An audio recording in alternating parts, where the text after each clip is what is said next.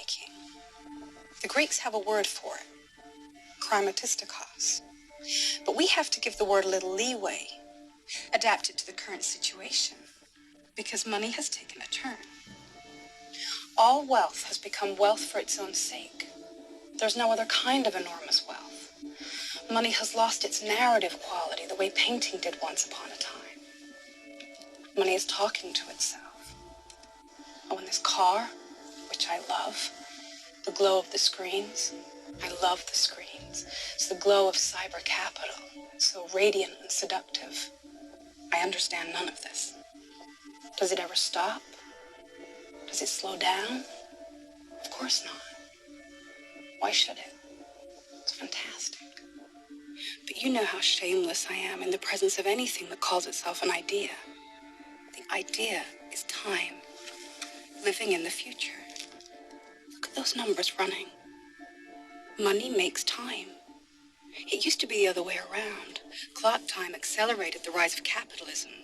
People stopped thinking about eternity and they began to concentrate on hours, measurable hours, man hours, using labor more efficiently. It's cyber capital that creates the future. What is the measurement called a nanosecond? 10 to the minus ninth power. This is what? 1/1000,000th of a second. I understand none of it. But it tells me how rigorous we need to be in order to take adequate measure of the world around us. There are zeptoseconds. Good, I'm glad. The octoseconds. 1/septillionth of a second. Because time is a corporate asset now. It belongs to the free market system. The present is harder to find. It is being sucked out of the world to make way for the future of uncontrolled markets and huge investment potential. The future becomes insistent. And this is why something will happen soon, maybe today, to correct the acceleration of time and bring nature back to normal, more or less.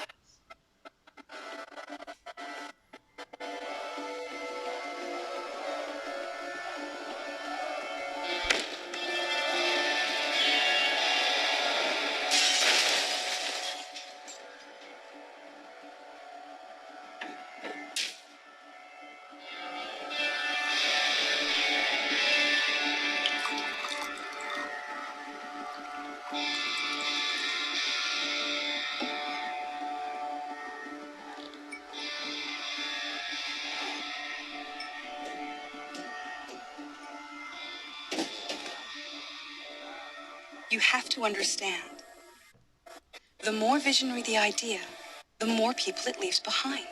This is what the protest is all about. Visions of technology and wealth, the force of cyber capital that will send people to the gutter to retch and die. What is the flaw of human rationality? What? It pretends not to see the horror and death at the end of the schemes it builds. This is a protest against the future. They want to hold off the future. They want to normalize it, keep it from overwhelming the present. The future is always a wholeness, a sameness. We're all tall and happy there. This is why the future fails. It can never be the cruel and happy place we want to make it. What would happen if they knew that the head of Packer Capital was in the car?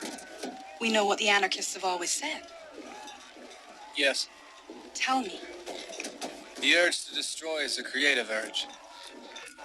This is also a hallmark of capitalist thought, enforced destruction. Old industries have to be harshly eliminated, new markets have to be forcibly claimed, and old markets have to be re-exploited. Destroy the past, make the future.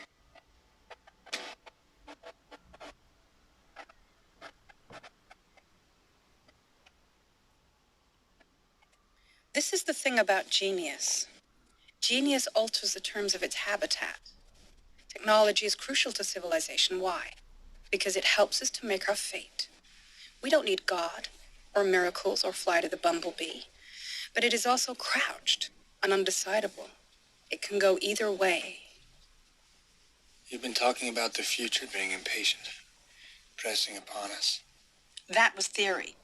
I am your chief of theory. I deal in theory.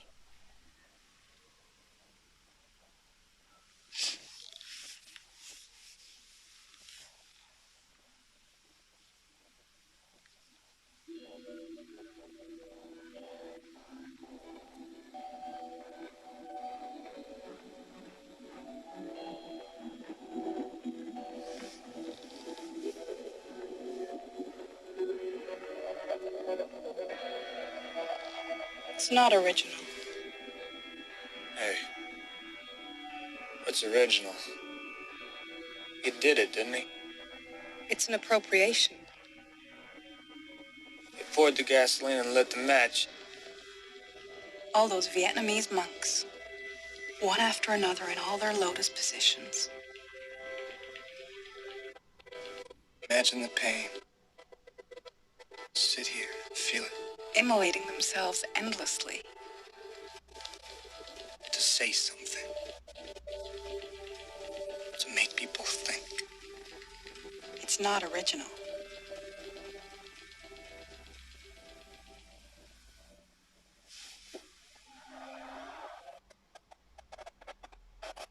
Just now, What? report from the complex concerns his safety.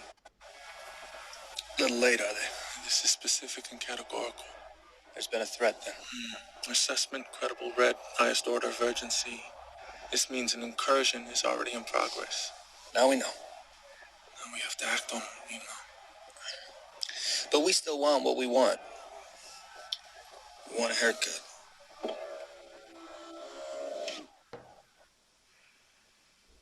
It's interesting, isn't it? About men and immortality. You live in a tower that soars to heaven and goes unpunished by God. And you bought an airplane. I've nearly forgotten this. Soviet or ex-Soviet. A strategic bomber capable of knocking out a small city. Is this right?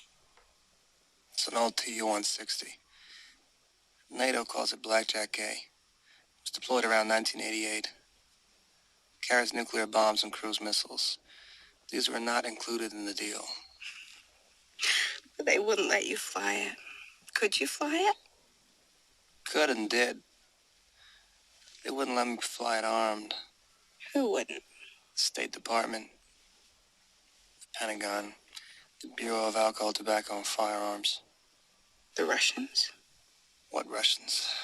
I bought it black market and dirt cheap from a Belgian arms dealer in Kazakhstan. That's where I took the controls for half an hour over the desert. U.S. dollars, 31 million. Where is it now? Parked in the storage facility in Arizona, waiting for replacement parts that nobody can find. Sitting in the wind. I go out there now and then. To do what? To look at it. It's mine.